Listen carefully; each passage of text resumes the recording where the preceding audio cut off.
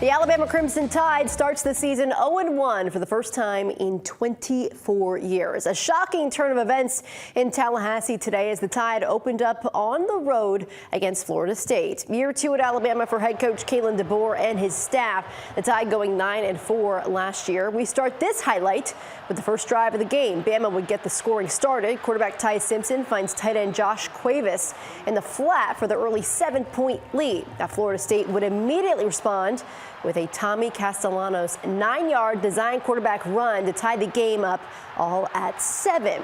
So we jump to the fourth quarter now. Florida State up 24-10.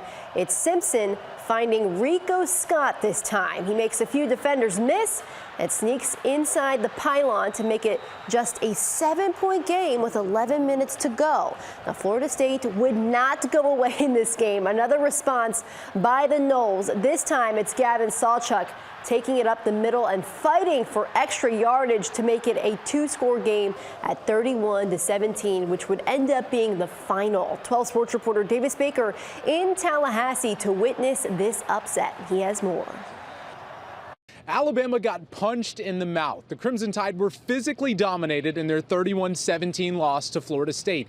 That's not something that you hear often, and even rarer than that, the Crimson Tide lost a season opener. That hasn't happened since 2001. Overall, it was a very underwhelming performance here in Tallahassee. We can't play on our heels. Like, we're not going to be what we think we can be, what we want to be. If that's the case. And so, again, that falls on everyone. I don't just point the finger at the players. Ty Simpson was making his first ever start for Alabama tonight on offense at quarterback. We didn't know how he would look, but the expectation for the Alabama defense was to dominate. They struggled mightily to stop Florida State's rushing attack, giving up 230 yards and all 4 touchdowns on the ground.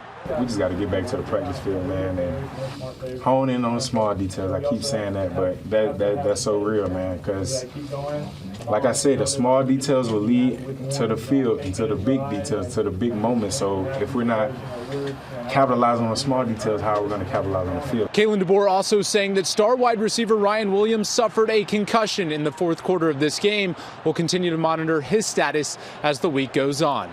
I'm Davis Baker for WSFA 12 Sports, Tallahassee. Davis, thank you. Well, it was a big game for